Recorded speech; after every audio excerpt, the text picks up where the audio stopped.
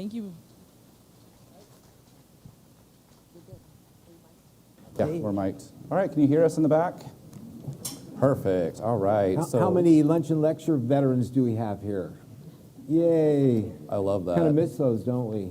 Yeah. So as Kelsey said, I'm Dr. Drew Rose. Go by Dr. Drew. Just keep it informal. I joined Riordan late September of last year, so I've been here for about 5 months now. A little bit about me, if you haven't seen any literature about me so far, I actually have a background in internal medicine. I am a DO, so Doctor of Osteopathy. There's actually a great article about osteopathy in one of our most recent Health Hunters, so if you want to learn more about that, I'll let you read about it. But working here in the capacity of a clinical medical director and definitely being apprenticed by Dr. Ron here. So we're so happy to have Dr. Drew join us. He's, as an osteopath, he has the holistic perspective that Dr. Riordan has always, and myself we've championed that. And I knew he was going to be good because he did an extra year after you finished your 4 years in osteopathic school on osteopathic philosophy. So having the right understanding, the comprehensive perspective, to me makes all the difference in the world. Yep. So, all right. Without further ado, we're here to talk about hormones metabolism and just essentially how that affects your overall energy, mood, overall health. So, how many have actually seen the podcast that went live a couple days ago? Anybody? That's great. We'll kind of start over. All right. So, if you miss anything today, it's in the podcast too. Yep. So kind of a question-answer conversation here that we're going to have here, Dr. Ron. So what's your 30-second elevator speech about what hormones and metabolism are and how it affects your overall health? Well, hormones are vitality. And if I'd say the most common concern that people come to us with is that, doctor, I don't have enough energy. And it's the hormones in your body that really orchestrate the various metabolisms and organ functions and your brain function. Everything really has to do with energy. And if your hormones are not right, your energy is probably not going to be right. And probably the number one reason why people see doctors is because, hey, doctor, I'm tired. And so if you're in that boat, it's possible that one of the hormones or several of them are not orchestrating properly. Right. So kind of equating what hormones and metabolism are, a lot of people equate metabolism with like weight issues. Is metabolism and weight loss or weight gain, are they the same thing? Yeah, the metabolism would be the whole symphony of hormones. Obviously, there are different components. Thyroid would play a huge role.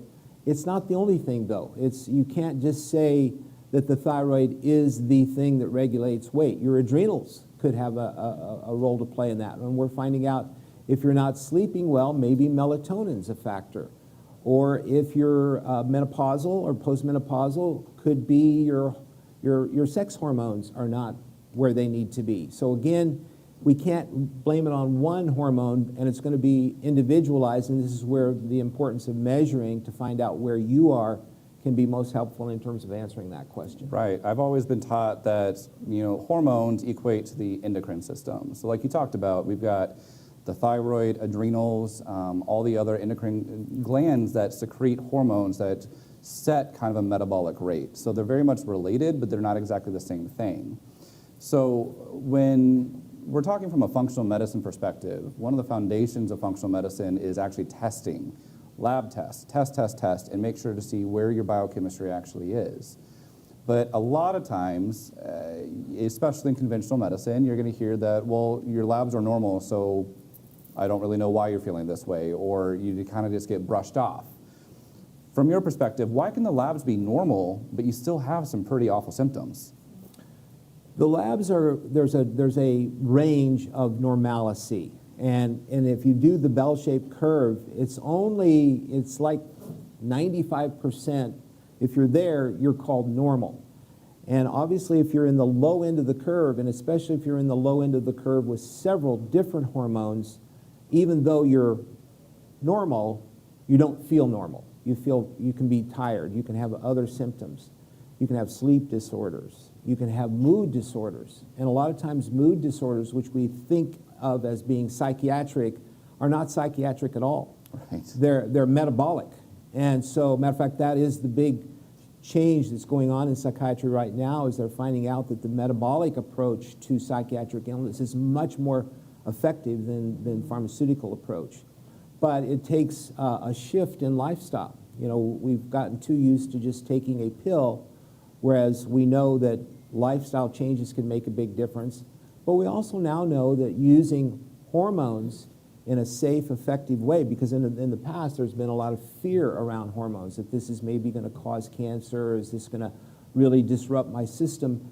But, and that was reflected in the fact that in your PDR, the physician's desk reference, they had a black box around a lot of the hormones. Those have all come off now. If you are monitoring a patient appropriately with your lab and looking at the whole person, then, which is what I think is special about the Riordan Clinic, it's not just this hormone or that hormone, it's your nutrients, your hormones, your lifestyle, all of that together is this orchestration that we try to help people achieve so that they can have the full benefit of a well-functioned biochemistry and metabolism. Well, and I think that's a good point to make too, is the, since we're already on this topic, but talking about like bioidentical hormone replacement therapy, a lot of advancements have been made over the past decades or so of where we get these hormones and how they're utilized.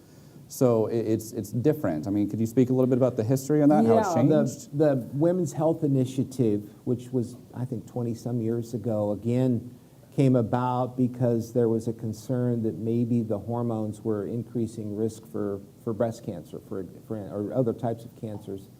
And what they found out, and of course what was being used was Prempro, which was, Premarin was it was derived from pregnant horse mare urine, so it was a equine type of female hormone, and then the Provera was actually a synthetic progesterone.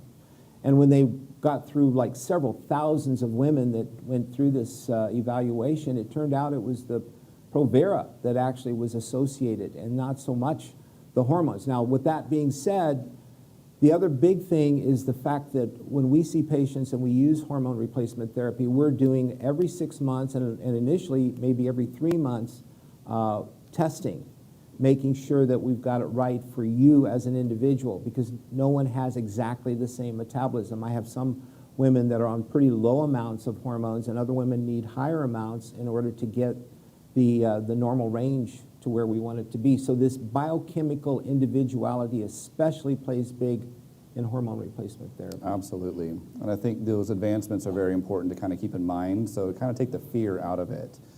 Plus, go back to what functional medicine is. Test, test, test to make sure that we're in the right range for you. So I know a lot of you have a handout, at least here in person, as far as kind of looking at symptoms, and I kind of wanted to touch base on that a little bit. Dr. Ron, why would you say that, you know, why would it mean that the more symptoms you have multiple kinds of symptoms, you have to look at multiple different systems then? Yeah, and so a lot of your specialists, a thyroid doctor would just be looking at just your thyroid, but maybe not your adrenals, and maybe not even thinking about that the sex hormones would have anything to do with it.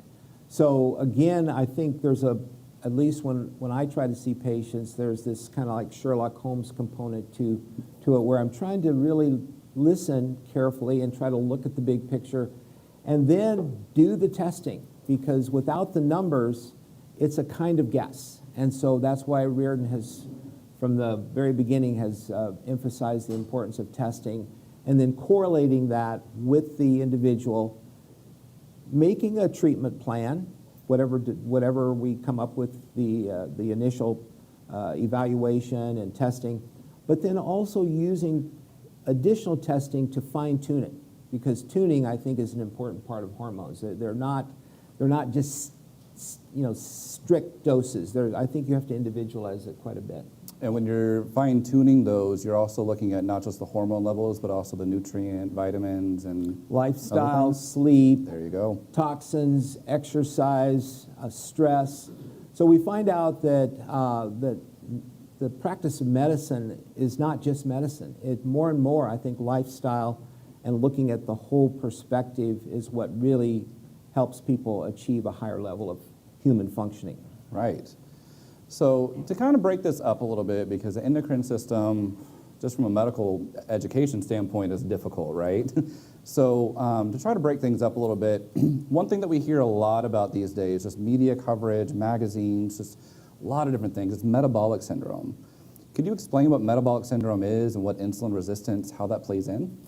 Yeah, it is the syndrome that is sweeping the planet and causing not only obesity, but diabetes, hypertension, heart disease, increased risk for cancer, as I mentioned earlier, depression and psychiatric illnesses. So when your metabolism, and metabolism is the word to kind of look at, I don't know if you've heard the term gestalt. The gestalt of how you are physically is your metabolism. If your metabolism is low, your brain's not going to work as good. You're going to be tired. You're going to be more likely to pick up hypertension or heart disease or other conditions.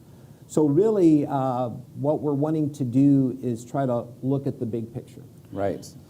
I think metabolic syndrome, you hear about it all the time, the obesity crisis, and it's not just what you eat, it's also where the hormones play into that, where lifestyle plays into that, and that's ultimately what the Riordan approach is. So I've just recently saw a podcast on that everyone who has the metabolic syndrome has a higher level of environmental toxins in their system. So I think environmental toxins is probably not as well appreciated as it should be. So part of getting over the metabolic syndrome is detoxifying. Right, absolutely.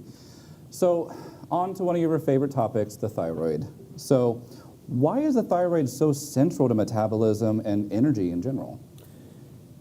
Well, where it really came clear to me is I've had a number of patients, especially female patients, that have come in with a condition called fibromyalgia.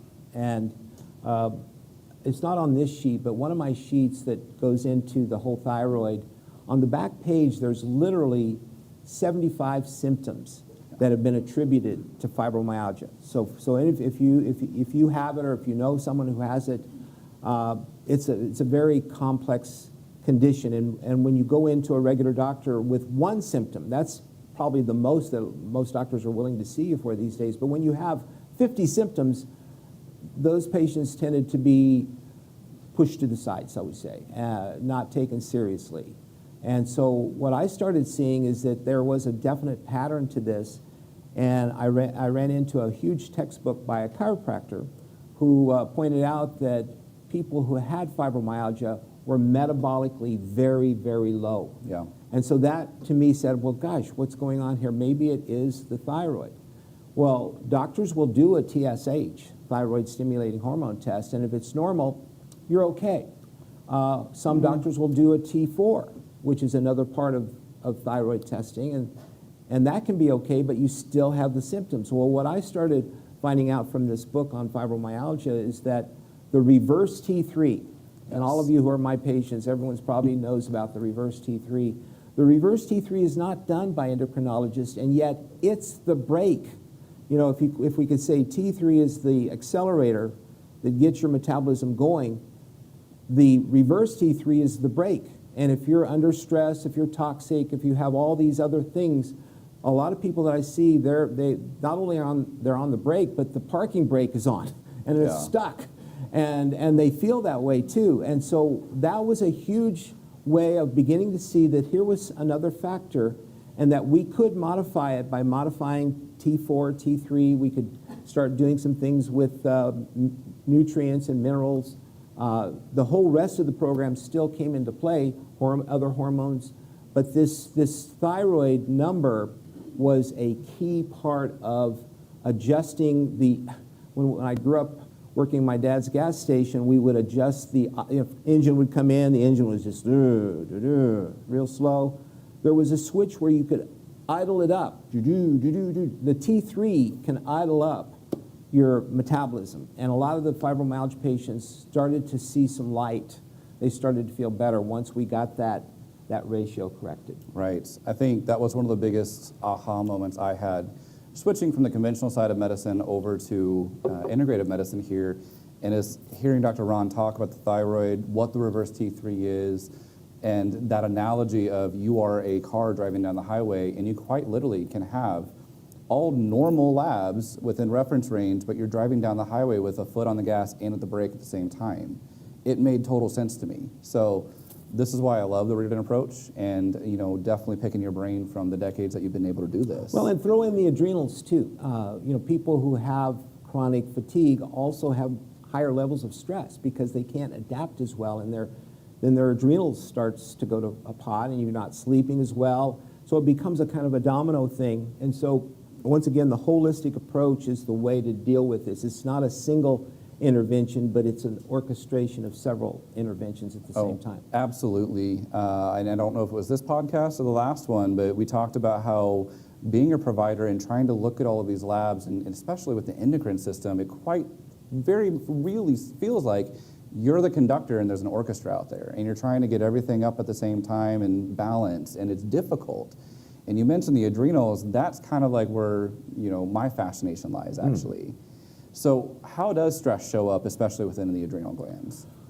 Poor adrenal functioning. Well, what happens is when you're stressed, your body will make more adrenaline. But what if you're stressed 5 times a day and your adrenals are being kicked into 5 times a day? After a while, they don't have the reserve to keep it up. Or there may be key nutrients, like another big topic that we get into, which is not hormones, but MTHFR. That's a type of B vitamins that you really, if you've got that condition, you need some special B vitamins like B12, B6. So it's not just the hormones, it's working with the nutrient levels and the hormones and syncing them up. And balancing everything out there, yeah. So with the adrenal glands, just quick brief lesson here, because like I said, I'm fascinated by them. They're little glands that sit on top of your kidneys, but they do so much. I was, in medical school taught there's 3 layers to the cortex, then there's a medulla. So imagine, let's say a pistachio, right? You've got the outer shell there, that's the cortex. The cortex alone has 3 separate layers that control 3 separate hormones. The first layer is a mineralocorticoid, aldosterone. Things that it controls is blood pressure, blood volume. The second layer is going to be the glucocorticoids we talk a lot about. That's where steroids can kind of mess things up a little bit if you're on them for too long or too high a dose.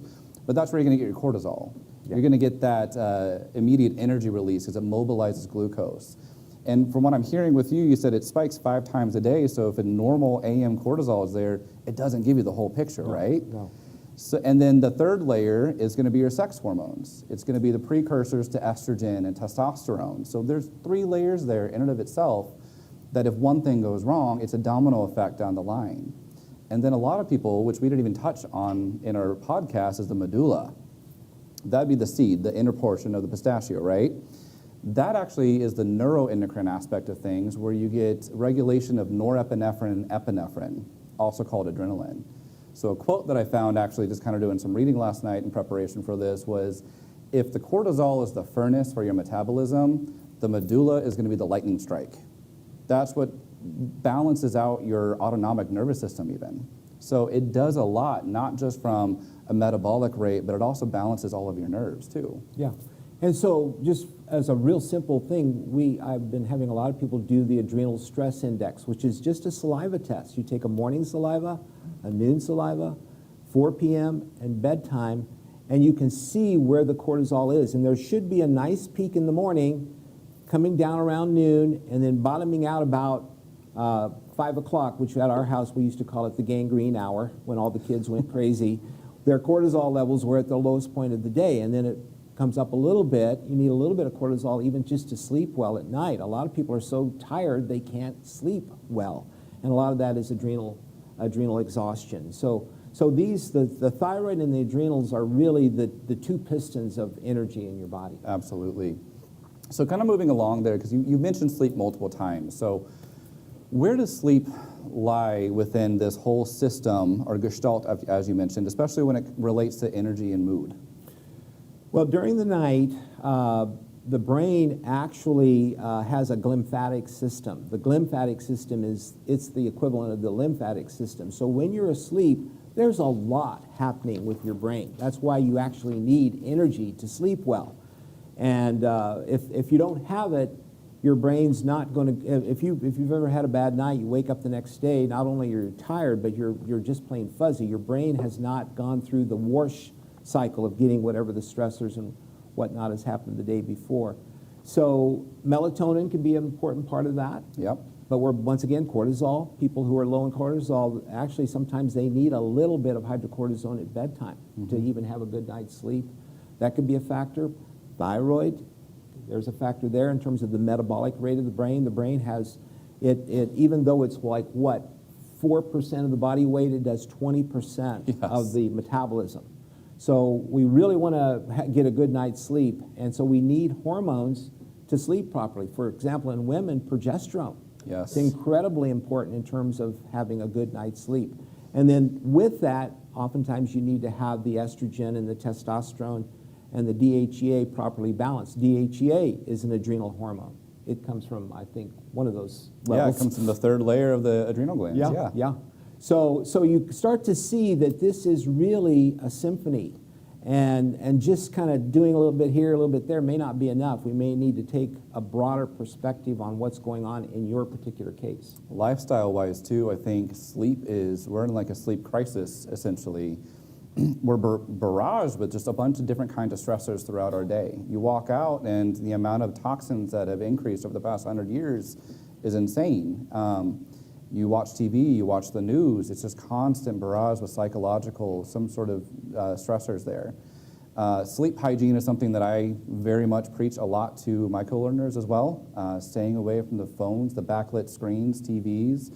Go back to, candlelight, like level of light, no overhead lights. Calm everything down in the evenings. Go read a book, paper book. Get away from the tablets and the iPhones and the TVs for at least a couple of hours, and try to have your last bite of your meal at least 2 hours before you go to bed. You don't want to be digesting that as soon as you lay down. So sleep hygiene is also incredibly important. See, and that's hormonal. I mean, the lifestyle choices we make influence our hormones. So it's not just taking hormones or testing. It's also learning to balance our hormones by making better lifestyle choices. Right. So on that, what are a couple practical things that you wish somebody here would do this week to improve their overall hormonal and metabolic health? Well, go to bed on time. Yeah. And get some exercise during the day. Be careful about what you eat. It comes back to whole foods. People who are eating high sugar, they have ups and downs, which screws up their adrenal glands. If you're on a roller coaster ride of hypoglycemia, every time you have a hypoglycemic episode, that triggers an adrenal response, and that's one of the reasons why people burn out on their adrenals is they're on this roller coaster ride. So learning how to eat whole foods with high fiber, phytonutrients, those types of things happen. And getting a regular exercise, that is hormetic. Hormesis is where you do challenge yourself, but in a way that's within your capacity, and that challenge can help you get stronger. That can help your glands learn to orchestrate together in a better way. Right. I think it's also keeping in mind that you can't change everything in one day. It's small changes in a day definitely add up over time.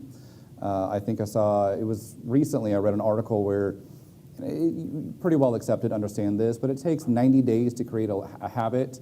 It takes 6 months to create a lifestyle. So a lot of people that I coach with these lifestyle changes, give yourself some grace. Understand every day is different. And you're going to have good days and bad days, but the idea is to have an idea of where you want to be, find that health, and keep consistent as best as you can. One thing I can say to that, though, is that hormones start kicking in a lot faster than that. Oh, definitely. So yes. A lot of women that are not sleeping and they're not feeling good and they're maybe irritable and they're maybe depressed, and we do the testing and we find out where the hormones are abnormal and get them on a troche, a little thing that you put between your gum and cheek at morning and night. All of a sudden, within days or a week or so, things start to really settle out because now you've got those hormones back that you would otherwise not get back. After menopause, they don't come back. You have to do something to put them in. And in the past, there was this real fear about them, And there was actually a black box in the PDR saying this is dangerous, hormone replacement is dangerous. That's gone now. Even conventional medicine is pretty much saying, hey, these hormones, if used appropriately, can give pretty impressive results fairly quickly.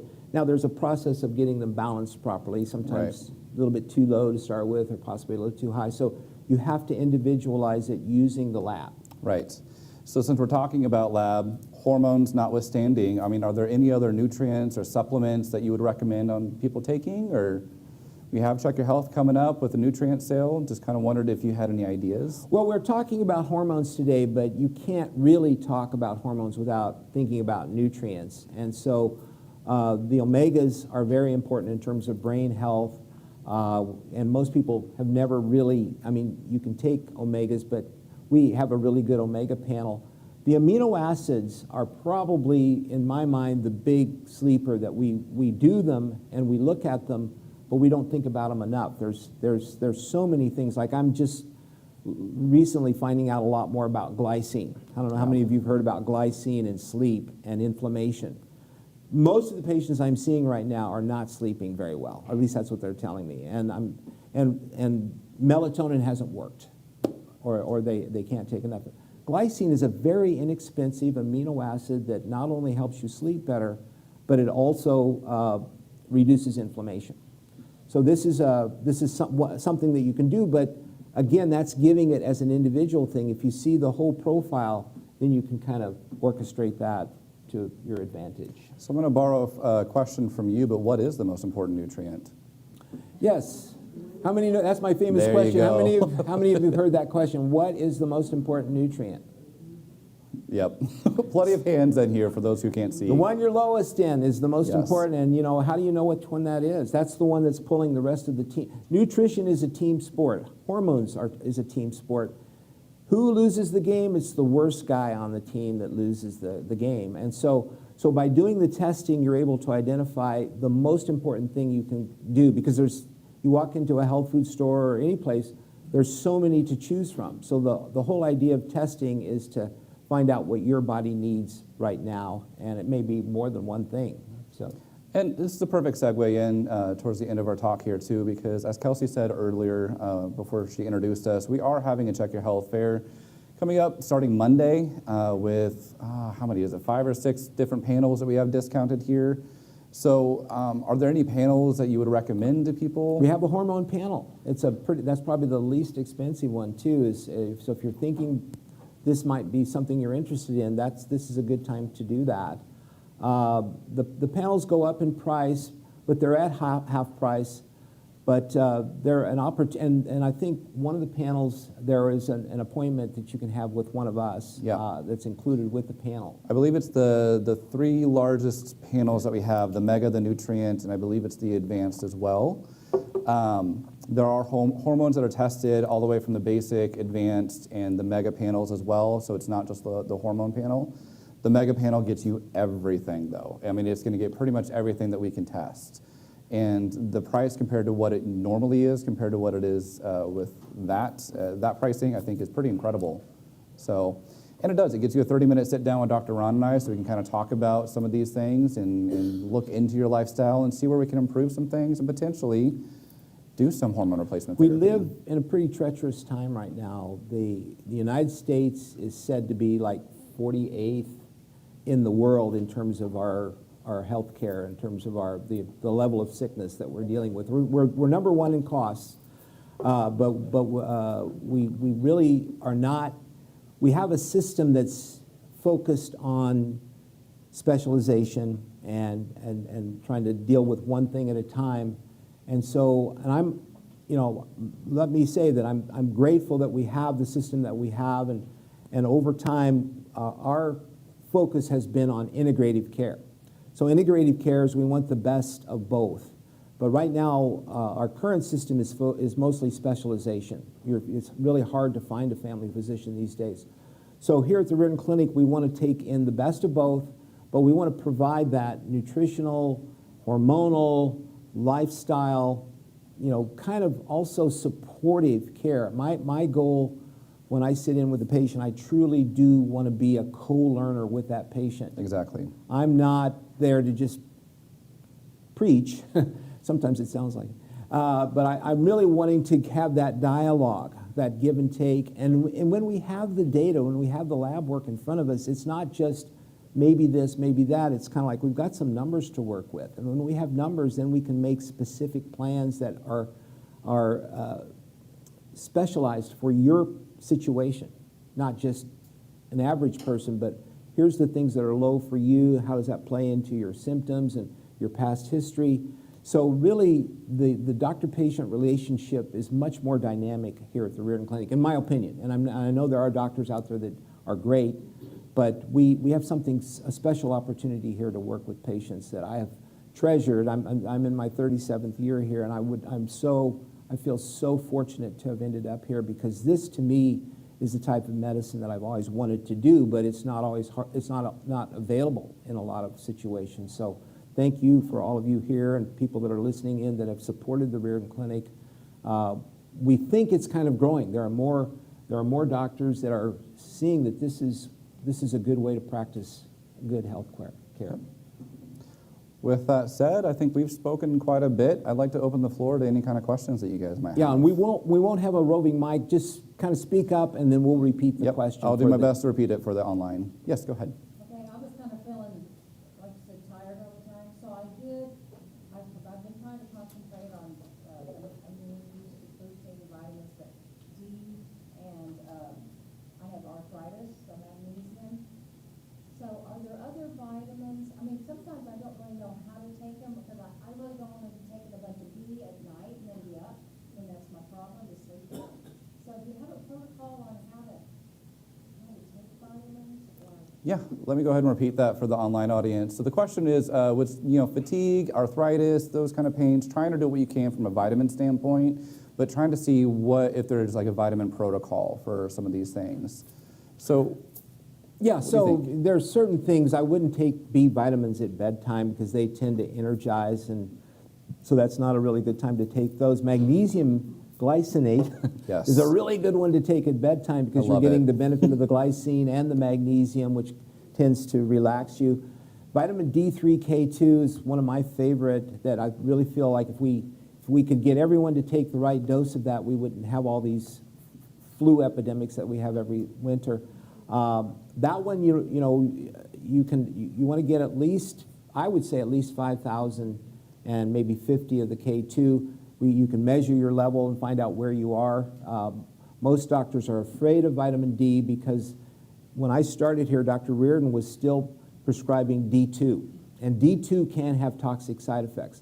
You can't get D2 anymore without a prescription, and really doctors should not be prescribing it.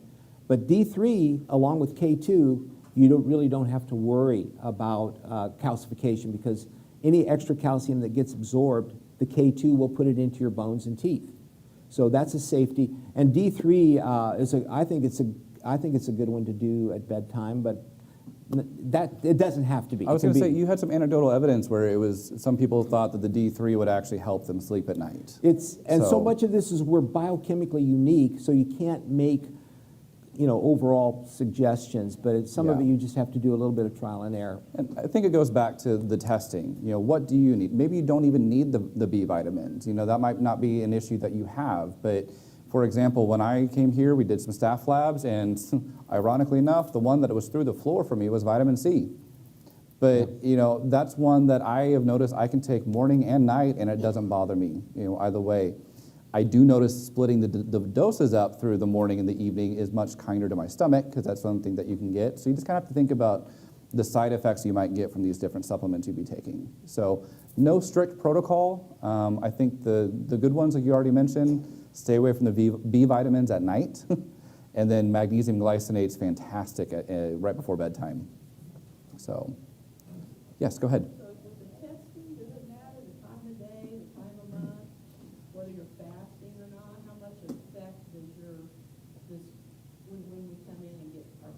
We want you to be fasting. Yeah, that question is, when should you do the test? You want to do the test fasting. The time of the day, probably morning is best. Yep. Time of the month or anything, I don't think that matters. No, and especially for women of childbearing age, it is kind of nice to know like where you are in your cycle, but because the reference ranges actually for certain things like estrogen and progesterone will change throughout your cycle. Postmenopausal women, it doesn't change as much necessarily, but it is kind of nice to have that history, just kind of keep it in the back of our minds so that we can put things into context. But yeah, otherwise, I'd say mornings and fasting are probably easiest because it's kind of hard to fast throughout the entire day and get your labs done at 6 p.m. at night. Yeah. You see a lot of articles for men on replacement testosterone. Yes. What are some of your thoughts, opinions, or facts Yep. about that? So questions about a lot of literature and coverage about men and testosterone supplementation. So I will take that. I think actually it's pretty interesting. So I'm going to tie this into something I said earlier actually about adrenal fatigue actually. Women are actually more susceptible to adrenal fatigue because they don't have testes, testes that create hormones, right? But as men, we've noticed too, especially recently, in all the research going into things like microplastics and how the testicles can actually hold on to a ton of microplastics and therefore decrease the amount of testosterone that is kicked out. So in general, I think we are seeing a lot more young men who are coming in who have kind of lost that zest for life. Their testosterone's low. And I think testosterone replacement actually can help a lot for a lot of different reasons. But again, I think there's a big push for like the pellets because I think it's a fancy new thing. You can easily overshoot on those. So again, go back to the testing. You want to make sure that you're not overshooting and causing those issues. Testosterone at its base is like a steroid essentially. You can kind of get a steroid high for a while. You will crash at some point and then you need another dose. So modest dosing, making sure that you're within a nice reference range and keeping an eye on that. And then also understanding what your lifestyle is like. Maybe pellets won't be good for you. Maybe the creams will be good for you. Creams are not good for other people. Maybe they need the IM injection. So there's multiple routes, and you kind of just have to have that conversation with every co-learner. Testosterone for women is amazingly good if you don't overdo it. Now, obviously, you can overdo a good thing, but there's so much research on improved brain functioning, mood, energy, heart functioning, hair. Of course, too much would not be good, but again, the proper dosing, and that's why I agree. I'm not against pellets, but that would be down the road after you've pretty much secured and you know exactly what you need. Otherwise, you could go too high or too low, and you're kind of stuck with the pellet for 4 to 5 months, something like that. And if it's not working, they literally have to cut it out. So so far we've stayed away from the pellets here. And again, women of childbearing age, the testosterone should fluctuate throughout your cycle. That's why, in general, I don't recommend pellets for women of childbearing age especially. Pretty much women in general. It's actually being kind of shied away from. DHEA is a really important adrenal hormone that you can take orally, and and it's for women especially as you get menopausal. Bone density issues become something big, and this is a non-medicine way to help shore up your bones and as well as help you deal with stress, things like that, because a good adrenal functioning helps you deal with all the ups and downs of the world these days. Yes, absolutely. Any other questions? Please. I've been hearing a whole bunch about mitochondrial malfunction, even for macular degeneration. Does that have a hormonal component to it? Yeah, let me repeat the question. Let me repeat the question real quick, and I know yes. So the question was mitochondrial dysfunction, and how does that interplay with the hormone dysfunctions? I'm sorry I didn't mention that before, because that's why I think the thyroid is so crucial in this T3, reverse T3 thing, because that's what's regulating your mitochondria. If you have a low thyroid, you have low mitochondrial functioning. Now, there are other things. Environmental toxins are having a deep effect on the mitochondria. Of course, we know that in cancer patients, there's a major change in what happens to the mitochondria. The cancer cells actually stop working that way. They go into a whole different type of metabolism that's not good. And that's basically what cancer is. And that's why the high-dose vitamin C helps to restart better mitochondrial functioning and to help there. But as far as just the average person, your thyroid, and I'm sure there are other hormones as well, but the thyroid especially has a lot to do with the rate of mitochondrial functioning. Yeah. Any other questions?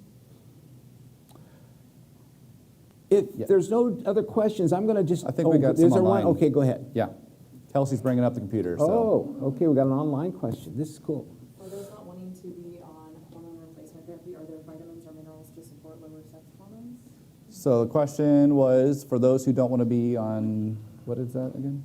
Hormone replacement. So people who don't want to be on hormone replacement therapy, are there like vitamins, nutrients, minerals that could be supporting the normal thyroid or hormone levels? Yes, and the answer is there's probably not hormones, but there's herbs. There's a number of traditional herbs that can be used in menopause that for a lot of women work very well. I'm not sure if it gives you exactly the same thing, but you can help control symptoms that way. So, and I will kind of jump off of that actually. So I've spent some time in Kenya. I've been there 4 times actually, worked with the Maasai, who very much are traditional medicine, and a lot of their medicine are herbs. And there's actually, was there last June, and one of the tribesmen actually were talking about the different herbs that they utilize to help with fertility and things. So I think it's actually pretty interesting. If you just want to peruse some of the supplements that we have, I think the Adrenal Revive or the Adrenal Renew, one of the two, mostly is herbs on the back. So it is pretty interesting to kind of look into that. Don't knock the herbs as much because they definitely have some powerful effects. Does having your gallbladder out affect any of your hormones? Question is, if the gallbladder has been removed, does that affect any of your hormones? Well, it affects your digestion quite a bit, and I mean, there's an adjustment phase that you have to go through. Some people, after they have the gallbladder out, they'll have too much bile and they'll get into diarrhea. But a lot of times the gallbladder will adjust. If not, there are things that you can do for that. So that's probably the biggest change, but it varies a lot from person to person. Yeah, I think it definitely has an effect on the gut health, and the gut health, as we know, is incredibly important for everything else too. So if you're not absorbing the nutrients, if you're not absorbing these herbs that you normally get into your diet, that could definitely have a downward effect on the hormones, in my opinion. So there is a supplement called Tutka that works very good in those individuals, and it seems to help improve bile flow. And so, and it depends, you know, are there any bile stones still in the bile duct? There's a number of factors that need to be worked through with that, with each individual. Yep. Someone's asking about hormone Troches? Troches or troches, it's the same word. To someone who had breast cancer 5 years ago. Oh, so in context, our hormone troche is good for somebody who had breast cancer 5 years ago. So that's obviously going to be somewhat controversial, and I'm not going to say that it would be good for that person. I think there are sources that would say once you get past 5 years, and if you're measuring and you're conservative, you may be okay. You know, and I realize there's going to be 2 sides to that question. And I think it also depends on the kind of breast cancer. There's, that's what they test, is the ER, PR positive, triple negative, you know, all that kind of stuff. Progesterone positive. So in this case, it was ER, PR positive. So, yeah, and I think that's where Dr. Ron and I especially would also lean on our NDs, Dr. Dunn and Dr. West and Dr. Nisley as well, for their opinions on these kinds of things. It's not something that we would just do on our own. We definitely all work as a team here. We have 3 naturopathic oncologists on staff now, and we make they are excellent, and that would be an excellent question for them, actually. Yeah. And probably an individualized, answer. Cool. Yeah, that's it for online. All right. So the last thing I want to do, we've got a couple more minutes, is how many of you have heard of the D-dimer blood test? So the D-dimer blood test is kind of interesting. It's if you went to the emergency room thinking you had had a blood clot to your lung or maybe a heart attack or a blood clot in your leg, they'll check a D-dimer because what they're looking for is fragments of a clot to see if you have clotting going on in your system. And so what we're seeing now is that there's a lot of people, especially people who are struggling with either long COVID or chronic fatigue syndrome, they're having some elevated D-dimers. And so we are toying with the idea that maybe micro-clotting in the capillary systems or the small blood vessel systems may be a reason why people get tired or why they get organ dysfunction. And so even though it's not one of our tests that's available in our check your health protocol, I'm going to encourage you to start thinking about the D-dimer, because we're looking at technology now where we think we can help break up the small clots. Now, during the pandemic, people were taking natural blood thinner type things, and that's still not a bad idea. But to actually have someone who has a chronically ill situation and they have an elevated D-dimer, we think it might be beneficial to use some kind of ultraviolet light or different things like that that can help move that out so that your body can then circulate better, because circulation is the essence of health. If you lose your circulation to any organ, you're going to have a decreased functioning of that organ. And we think maybe this has been a kind of a hidden thing. Why do so many people walk around so tired or not sleeping and go to the doctor, you get things done, and nothing really shows up? Could it be a microcirculation issue? So if any of you are ever interested in that, let us know, because I think that may be a clue to some of these chronic illnesses that are mystery illnesses for people. And we kind of specialize in that. A lot of the people we see have been to a lot of other doctors, and we're always looking for what's the deeper cause and what can we do naturally or safely to help the body recover from that. Something that just came up in my mind, actually, as you said that, is Dr. A.T. Still, who is the father of osteopathy, so the philosophy that I was trained under, who happened to be a Kansas boy. He was born in Kirksville, Missouri, but raised in Kansas. And he actually has a famous quote that the rule of the artery is supreme. So the rule of the artery is supreme. Just came to me these right are now, arterioles, the very tiniest precapillary arterioles. If they get clogged up, you're basically your organs are asphyxiating. Yeah. In a very mild way, but enough to where, why do I feel so tired? Why can't I think? Why can't I sleep? And so if we've done everything else, if we've checked your nutrients, rebalanced your hormones, got your lifestyle back, you're eating better, you're exercising, you're doing all these things, and you're still not well, maybe check the D-dimer. All right. Well, we're going to end here. So if you guys want to stick around, we'll kind of be around for a couple more minutes. I really do appreciate, this is my first Lunch and Learn. I hope it's the first of many, many, many more to come. Do you like this format? Yeah, good. Good. And thank you to everybody who logged in online, too. Yeah. So I know we had just about as many people here as we did online, so that's awesome. We had slides, but slides kind of, that slows it down. So this was good. Thank you very much for coming. Thank you so much.